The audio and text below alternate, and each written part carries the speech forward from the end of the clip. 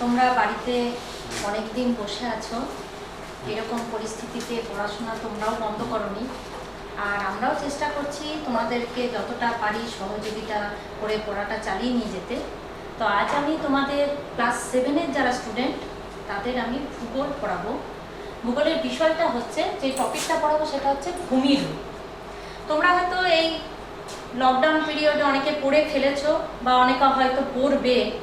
তো এই বিষয়টা নিয়ে যখন আমি আলোচনা করব, প্রথমেই তোমরা দেখতে পাচ্ছ যে ভূমিরূপ নামটার মধ্যেই বোঝা যাচ্ছে যে ভূমির বিভিন্ন রূপ সম্পর্কে আলোচনা করব। এখন পৃথিবীর কোথাও আমরা দেখতে পাই উঁচু, কোথাও নিচু, এইরকম যে অসমতল, কোথাও সমতল, তাহলে ভূমির যে বিচিত্র রূপ আমরা দেখতে পাই সেটাকেই বলা হচ্ছে ভূমিরূপ।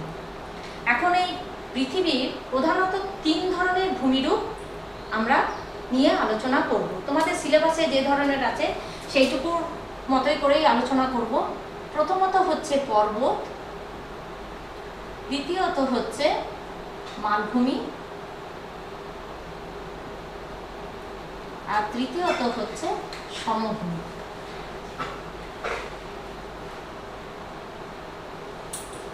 তাহলে পর্বত, মালভূমি, সমভূমি এই যে তৈরি হচ্ছে, এগুলোর পেছনে কিন্তু দুটো শক্তি কাজ করে।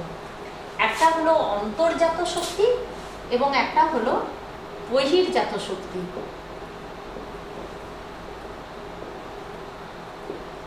আরেকটি হলো বহির্জাত শক্তি।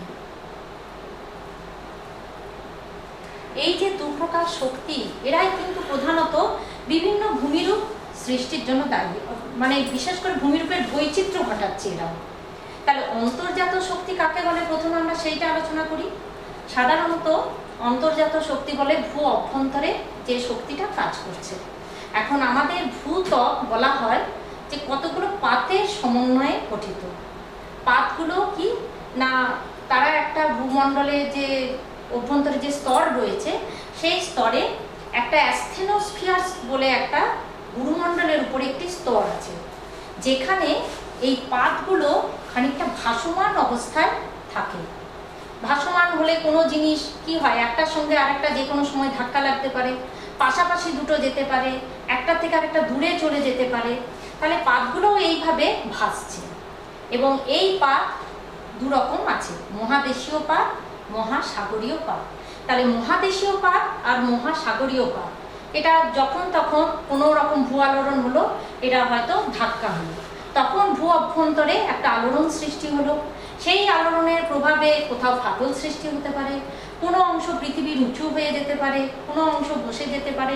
তাহলে এইভাবে দেখা যাচ্ছে অন্তর্জাত যে শক্তি সেটা ভূমিরূপ সৃষ্টির জন্য প্রথমে কাজ করছে। তারপরে যখন এবার ভূমিরূপ, কোনো একটা পর্বত তৈরি হলো কি মালভূমি তৈরি হলো, তখন দেখা যাচ্ছে এবার ভূপৃষ্ঠের বাইরে আবার কিছু শক্তি আছে। যেমন আমরা বিশেষ করে প্রাকৃতিক শক্তিগুলোকে বলতে পারি, যেমন নদী, হিমবাহ, বায়ু, হ্যাঁ, সমুদ্র তরঙ্গ। এরা কি করছে, ওই ভূমিরূপগুলোর উপর কাজ করতে শুরু করছে। কেউ ক্ষয় করছে, কেউ আবার ক্ষয়ীভূত পদার্থগুলো এক জায়গায় থেকে আরেক জায়গায় নিয়ে গিয়ে সঞ্চিত করছে। তাহলে কি হচ্ছে, কোনো জায়গায় উঁচু হচ্ছে, কোনো জায়গায় নিচু হচ্ছে। এইভাবে দেখা যাচ্ছে যে বহির্জাত শক্তিগুলো ভূমিরূপের মধ্যে অনেক বৈচিত্র্য ঘটাচ্ছে বা ভূমিরূপ সৃষ্টিও করছে। তাহলে অন্তর্জাত শক্তি এবং বহির্জাত শক্তি, এই শক্তি দুটো মিলেমিশে তারা কি করছে, পৃথিবীর বিভিন্ন ভূমিরূপ তৈরি করছে, ভূমিরূপের মধ্যে বৈচিত্র্য ঘটাচ্ছে। এখন প্রথমত আমরা পর্বত নিয়ে আলোচনা করব। এখন পর্বত, এই পর্বতও কিন্তু সব পর্বত কিন্তু একই রকমভাবে তৈরি হচ্ছে না। প্রত্যেকটা পর্বতের উৎপত্তিগত দিক থেকে তাদের আলাদা বৈশিষ্ট্য রয়েছে, গঠনগত পার্থক্য রয়েছে। সেই হিসাবে আমরা পর্বতকে প্রধানত 3টে ভাগে ভাগ করছি। তোমাদের সিলেবাসে যা আছে সেই অনুসারে প্রথম পর্বত আমরা বলছি ভঙ্গিল পর্বত।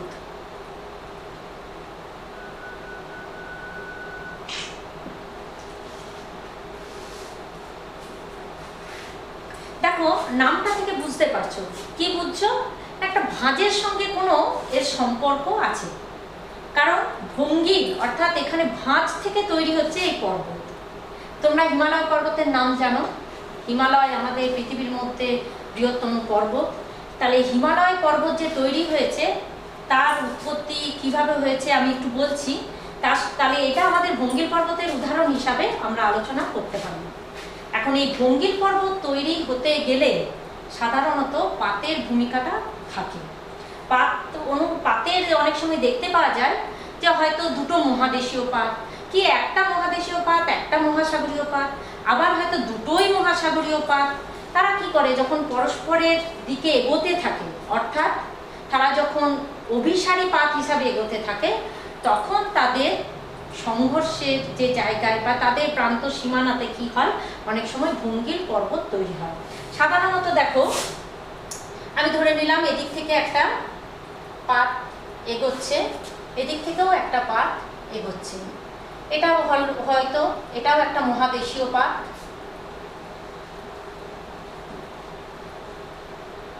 এটাও একটা মহাদেশীয় পাত।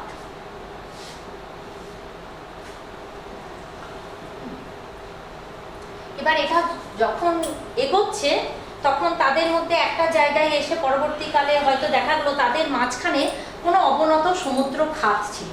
এবার সমুদ্র খাতে অনেক সময় কি হয়, দীর্ঘদিন ধরে পলি সঞ্চিত হচ্ছে, সেটা আস্তে আস্তে গভীরতা কমবে, এক সময় সেটা আরও বেশি অগভীর হয়ে যাবে।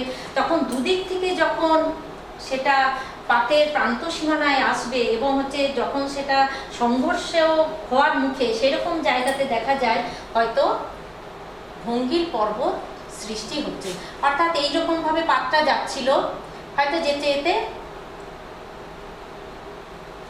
আর এদিক থেকে যে পাতটা আসছিল, একটা পাত অপেক্ষাকৃত যেটা ভারী হয় সেটা সাধারণত একটু তলায় ঢুকে যাবে, যেটা হালকা সেটা উপর দিয়ে যাবে।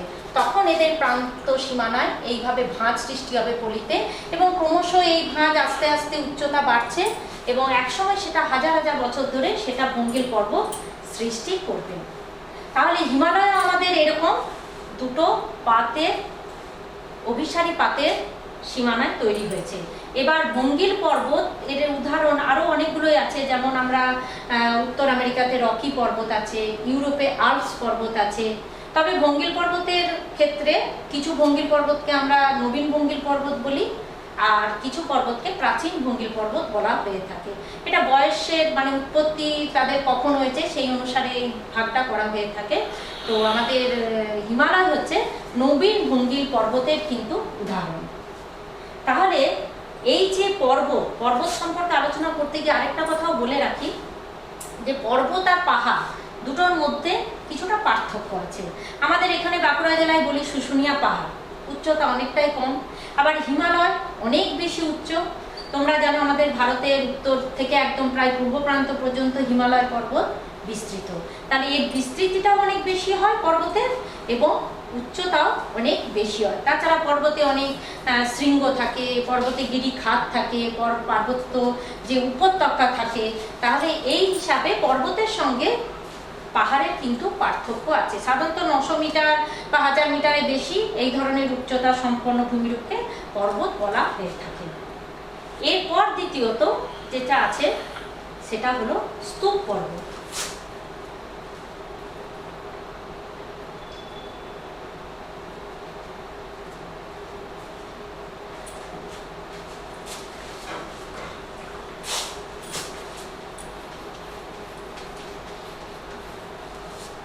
স্তূপ পর্বতের ক্ষেত্রে দেখা যায় এই পর্বত কিন্তু উৎপত্তি হয় একটু আলাদাভাবে। এখানে প্রধানত ভূ আলোড়ন যদি কখনো হয়ে থাকে, ভূ আলোড়নের ফলে হয়তো কোনো ফাটল সৃষ্টি হলো যেটা ভূত্বকে, সেখানে সেই ফাটলগুলোকে বলা হয়ে থাকে সাধারণত চ্যুতি। সেই ফাটল বরাবর অনেক সময় হয়তো দেখা যায় পাশাপাশি অংশটা ঠিক আছে, মাঝখানের অংশটা হয়তো উঠে গেছে, বা মাঝখানের অংশটা ঠিক আছে, পাশাপাশি অংশটা একটু বসে গেছে। তাহলে এইভাবে যে অংশটা উচ্চে অবস্থান করলো সেইটাকে তখন বলা হয় স্তূপ পর্বত। যেমন হয়তো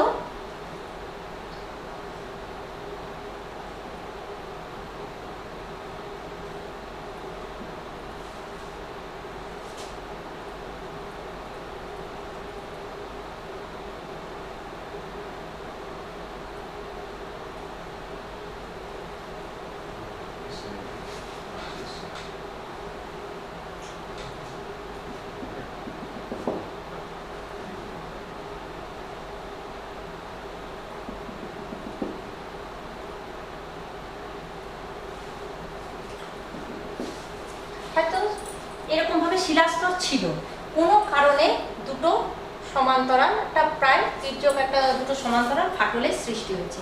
এখন এই ফাটল বরাবর অনেক সময় এবার ভূত্বকে চাপ সৃষ্টি হয়, হয়তো এইদিকে চাপ সৃষ্টি হয়েছে, তখন এই অংশটা মাঝের অংশটা হয়তো উঠে গেছে, পাশের দুটো আবার নেমেও যেতে পারে, তাহলে এই দুটো হয়তো নেমে গেছে পাশ আর বা মাঝখানের অংশটা উপরে উঠে গেছে, তখন আমরা এই অংশটাকে বলছি স্তূপ পর্বত। অর্থাৎ এই পর্বত সৃষ্টি হওয়ার ক্ষেত্রে ভূ আলোড়ন প্রধানত দায়ী, এবং ভূ আলোড়নের ফলে ফাটল সৃষ্টি হবে, যেটাকে আমরা ভৌগোলিক ভাষায় চ্যুতি বলেছি। সেই চ্যুতি বরাবর দুটো অংশ পরস্পর থেকে বসে যাওয়া বা উঠে যাওয়া এই ঘটনা ঘটে থাকে। ভারতেও এরকম স্তূপ পর্বতের উদাহরণ আছে, যেমন আমাদের সাতপুরা স্তূপ পর্বত বলা হয়ে থাকে। প্রত্যেকটা পর্বত পড়তে গেলে তার সঙ্গে উদাহরণ অবশ্যই সাধারণত লিখতেই হয়, আর উদাহরণগুলো এই জন্যই জানতে হবে কারণ সত্য মিথ্যা বা অবজেক্টিভ টাইপের যে প্রশ্নগুলো থাকে তার জন্য উদাহরণগুলো ভালো করে পড়তে হবে। তৃতীয় যে পর্বত আছে সেটা সঞ্চয়জাত পর্বত।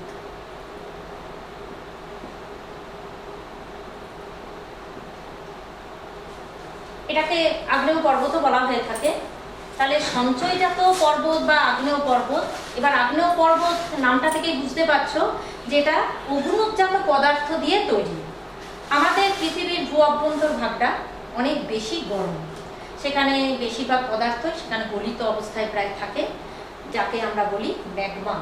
তাহলে সেই ম্যাগমা কোনো কারণে হয়তো ভূ আলোড়ন হলো, কোথাও একটা ফাটল সৃষ্টি হলো, সেই ফাটল দিয়ে উপর দিকে বাইরে বেরিয়ে এলো। বাইরে বেরিয়ে আসার পর এবার বাইরের আবহাওয়া তো এত গরম নয়, বাইরের আবহাওয়া শীতল। তাহলে সেই শীতল বায়ুর সংস্পর্শে দীর্ঘদিন ধরে সেই লাভা, ভস্ম, তার ছাই যেগুলো বেরিয়ে আসছে সেগুলো দিনের পর দিন সঞ্চিত হতে হতে একটা পর্বত সৃষ্টি হয়, এবং এই ধরনের পর্বতকে তখন বলা হয়ে থাকে আগ্নেয় পর্বত বা সঞ্চয়জাত পর্বত। এই যে সঞ্চয়জাত পর্বতে সাধারণত যেখান দিয়ে লাভাটা বেরোয় আমরা বলি সেটাকে জ্বালামুখ, এবং এর আকৃতিটা অনেকটা মানে শঙ্কু আকৃতির মতন হয়ে থাকে। এবার এইখানে হয়তো জ্বালামুখ আছে, হ্যাঁ, এখান দিয়ে হয়তো ভস্ম, ছিন্ডা, ছাই এগুলো সব বেরোচ্ছে। এবার হয়তো এখান দিয়ে ফাটল সৃষ্টি হয়, অনেক সময় এখান থেকে একটা হয়তো ফাটল বরাবর হয়তো এখান দিয়ে লাভাটা উঠছে, ম্যাগমাটা উঠছে, এইভাবে ম্যাগমাটা উঠে এখান দিয়ে বেরোচ্ছে আস্তে আস্তে আস্তে আস্তে, এইগুলো চারপাশে জ্বালামুখের ওই চারপাশে সমস্ত জমতে থাকে। এবার দেখতেও অনেকটা এটা শঙ্কু আকৃতির হয়ে থাকে। আর এটার সাধারণত কি হয়, উচ্চতাটা দিনের পর দিন বাড়তে পারে, কারণ হচ্ছে আজকে যে পরিমাণ লাভা বেরিয়েছে পরবর্তীকালে হয়তো আরও লাভা সেখানে জমতে পারে, তাহলে এর উচ্চতা কিন্তু পরবর্তীকালে বাড়তেও পারে। তাহলে সঞ্চয়জাত পর্বত, ভঙ্গিল পর্বত, স্তূপ পর্বত। তোমাদের সিলেবাসে এই তিনটে পর্বত আছে, এছাড়াও ক্ষয়জাত পর্বতও একটা আছে, আমরা যেটা ভারতের আরাবল্লীকে এখন ক্ষয়জাত পর্বত হিসাবে বলা হয়, ওটাকে প্রাচীন ভঙ্গিল পর্বতও বলা হয়ে থাকে। ক্ষয়জাত ওটাও নামটা থেকে বুঝতে পারছো যে বিভিন্ন প্রাকৃতিক শক্তি হয়তো কোনো প্রথমে হয়তো ছিল ভঙ্গিল পর্বত, দিনের পর দিন ক্ষয় হতে হতে হতে সেটা হয়তো এখন ক্ষয়জাত পর্বত হিসাবে অবস্থান করছে। তাহলে এই গেল আমার প্রথম যে ভূমিরূপ পর্বত নিয়ে আলোচনা। দ্বিতীয় ভূমিরূপ হচ্ছে মালভূমি।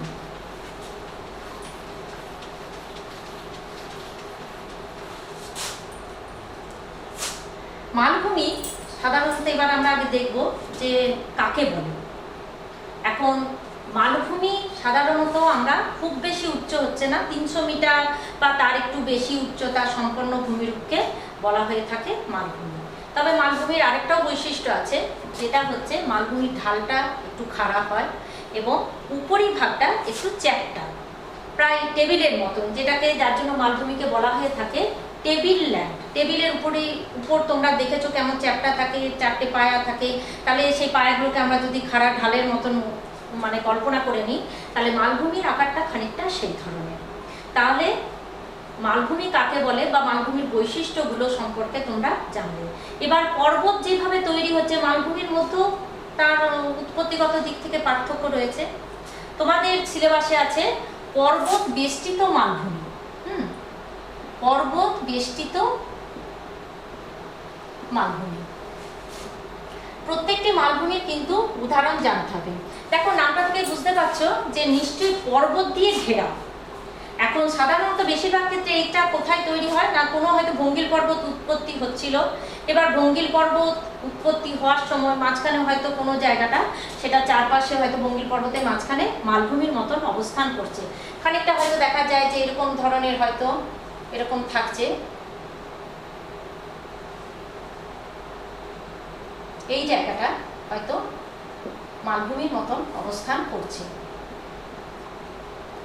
তাহলে পর্বত দিয়ে ঘেরা যে মালভূমি তাকে বলা হয়ে থাকে পর্বত বেষ্টিত মালভূমি।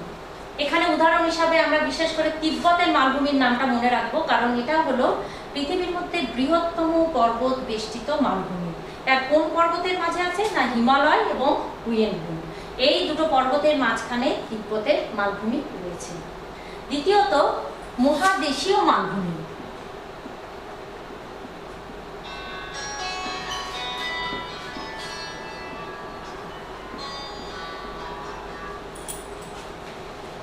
মহাদেশের বেশ কিছু অংশ যখন মালভূমির আকার ধারণ করে বা মালভূমির মতন বৈশিষ্ট্য লক্ষ্য করা যায় তখন তাকে বলা হয়ে থাকে মহাদেশীয় মালভূমি। সাধারণত আন্টার্কটিকা, আমাদের উত্তরে আছে গ্রিনল্যান্ড, আফ্রিকার কিছু অংশে আছে, এইভাবে মহাদেশীয় মালভূমি দেখতে পাওয়া যায়।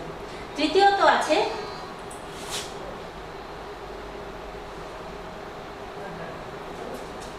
ব্যবচ্ছিন্ন মালভূমি।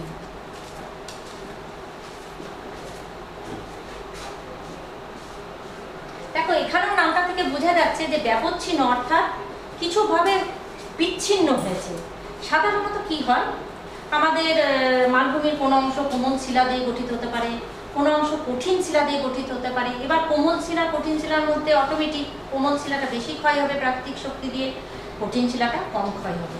হয়তো একটা মালভূমির উপর দিয়ে কোনো নদী প্রবাহিত হচ্ছে, তাহলে নদী কি করবে, সেই মালভূমির কোনো অংশকে দিনের পর দিন প্রবাহিত হতে হতে ক্ষয় করবে, তখন একটা অংশ আরেকটা অংশ থেকে খানিকটা নদী উপত্যকার দ্বারা বিচ্ছিন্ন হয়ে যাচ্ছে। অন্য কোনো প্রাকৃতিক শক্তিও কাজ করতে পারে, তবে সাধারণত নদী উপত্যকার দ্বারা ক্ষয়টা বেশি লক্ষ্য করা যায়।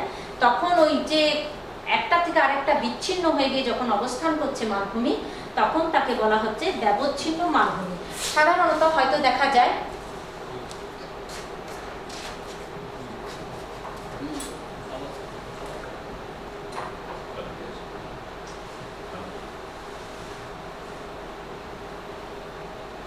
হয়তো এখান দিয়ে এবার নদী যাচ্ছে,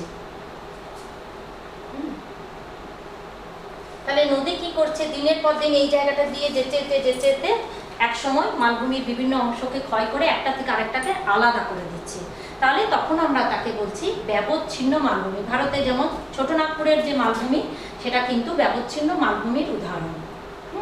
তাছাড়া এমনিতে লাভা মালভূমি আছে। লাভা মালভূমি নামটা থেকেই বোঝা যাচ্ছে এটাও লাভা দিয়ে তৈরি বা অনুজাত পদার্থ দিয়ে তৈরি হচ্ছে। আমাদের ভারতের যেটা দক্ষিণ দিক, দাক্ষিণাত্য মালভূমি একটা সময় লাভা দিয়ে তৈরি হয়েছিল। তাহলে বিভিন্ন রকমের মালভূমির নামও আমরা এখানে পেলাম। আর এর সঙ্গে একটা ছোট প্রশ্ন অনেক সময় পড়ে, যেমন পৃথিবীর ছাদ কাকে বলা হয়। তোমরা জানো যে পামির মালভূমি, এটা মালভূমির হয়তো 300 মিটার বা তার বেশি উচ্চতা সম্পন্ন আমাদের ভূমিরূপ হলে মালভূমি বলবো, ঠিক কথাই, কিন্তু এই মালভূমির কিন্তু উচ্চতা অনেক বেশি, 4000 মিটারেরও বেশি। তাহলে একে বলা হয়ে থাকে পৃথিবীর ছাদ। ছোট প্রশ্ন হিসাবে এটা কিন্তু পড়তে হবে তোমাদের। তাহলে পর্বত হলো, মালভূমি হলো, এবার হলো সমভূমি।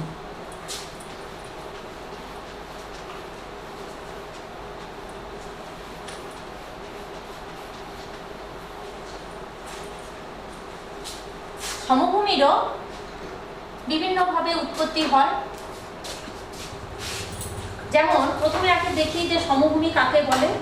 সাধারণত উচ্চতার দিক থেকে অনেক কম, প্রায় সমুদ্র সমতলে অবস্থিত হতে পারে বা সমুদ্র পৃষ্ঠ থেকে হয়তো 100 মিটার বা সামান্য একটু বেশি যে ভূভাগ, প্রায় সমতল ভূভাগ, তাকে আমরা বলছি সমভূমি।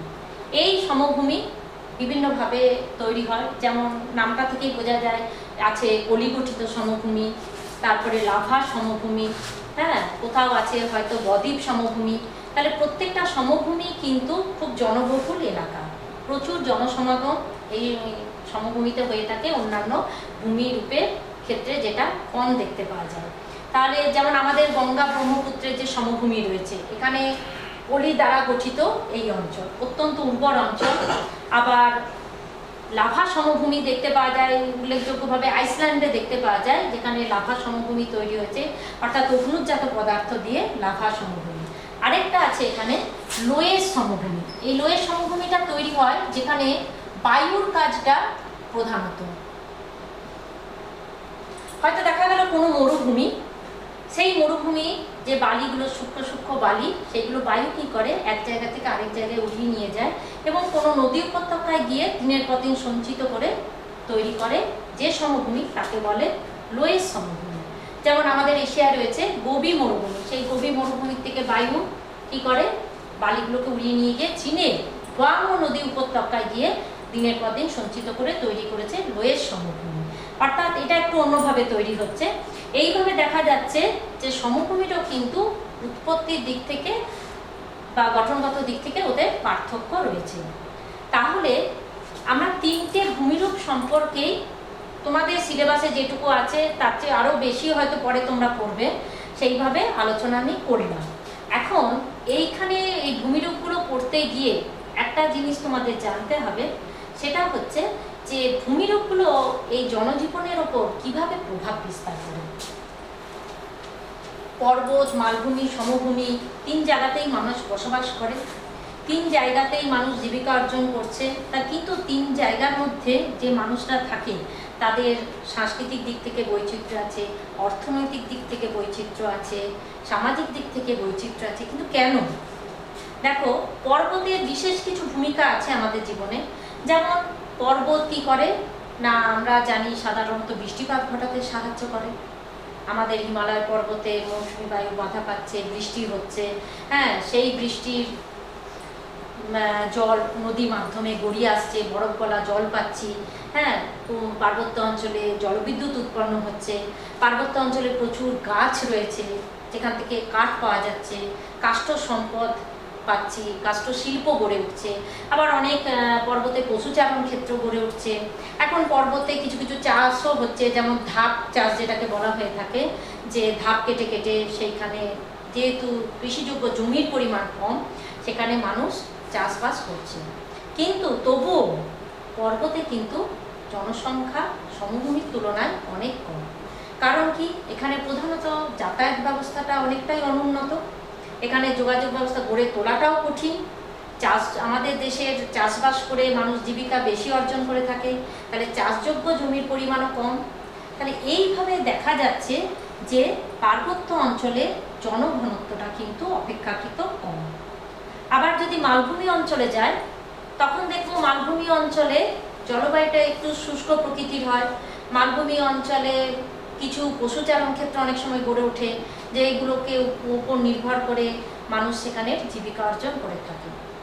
আরেকটা হচ্ছে মালভূমি অঞ্চল অনেক সময় খনিজ সম্পদ পাওয়া যায় প্রচুর। যেমন আমাদের ছোটনাগপুর মালভূমি, যেটাকে ভারতের বলা হয়ে থাকে খনিজ ভাণ্ডার। তাহলে এই ছোটনাগপুর মালভূমিতে যে পরিমাণ খনিজ সম্পদ পাওয়া যায়, বিভিন্ন ধরনের খনিজ সম্পদ, যেগুলোকে কেন্দ্র করে ধাতব শিল্প গড়ে উঠছে, মানুষ সেইগুলোকে সেইখানে কাজ করছে, কলকারখানায় জীবিকা অর্জন করছে।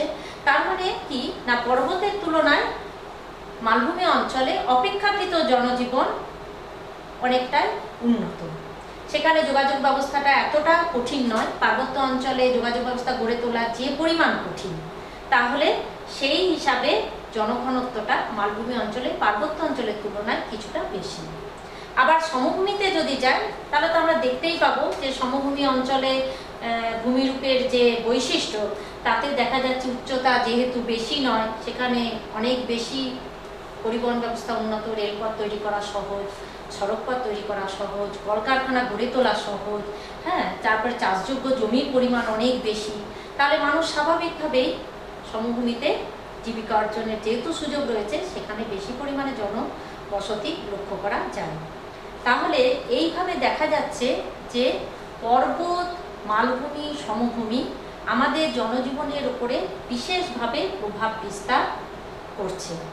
তো তোমাদের যেটুকু সিলেবাস রয়েছে, সেই সিলেবাসের মধ্যে ভূমিরূপ সম্পর্কে এই ধরনের আলোচনাগুলো তোমরা বইয়ে পড়বে এবং কিছু প্রশ্ন তোমরা তৈরি করতে পারো। যেমন ধরো যে প্রশ্নটা আমি এইমাত্র বললাম, সেই প্রশ্নটা তোমরা বাড়িতে তৈরি করবে যে ভূমিরূপ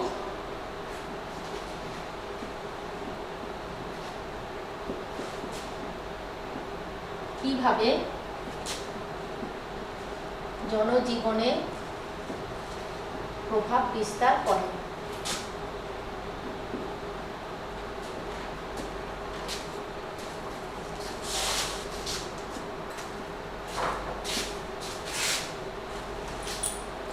এখানে শুধু অর্থনৈতিক নয়, সামাজিক প্রভাবও আছে বা সাংস্কৃতিক প্রভাবও আছে। যেমন পার্বত্য অঞ্চলের মানুষরা যে ধরনের পোশাক পরে, মালভূমি অঞ্চলে সেই ধরনের নয়। আবার সমভূমি অঞ্চলেও হয়তো কিছু বৈচিত্র্য থাকে, তাদের বাড়িঘর তৈরির মধ্যে বৈচিত্র্য থাকে, তাদের খাদ্যাভ্যাসের মধ্যে বৈচিত্র্য থাকে। এইভাবে দেখা যায় যে সাংস্কৃতিক, সামাজিক, অর্থনৈতিক সমস্ত দিক থেকে ভূমিরূপ জনজীবনের ওপর বিশেষভাবে প্রভাব বিস্তার করে।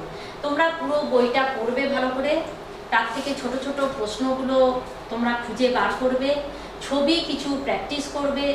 পর্বত বা মালভূমি এগুলো করতে গেলে ছবি দিয়ে কোশ্চেন করতে পারলে ভালো হয়। এবং এই প্রশ্নটা বড় প্রশ্নের মতন নিজেরা আলোচনা করে খাতায় লিখবে। আজ এই পর্যন্তই থাকলো, সবাই ভালো থেকো। শেষ।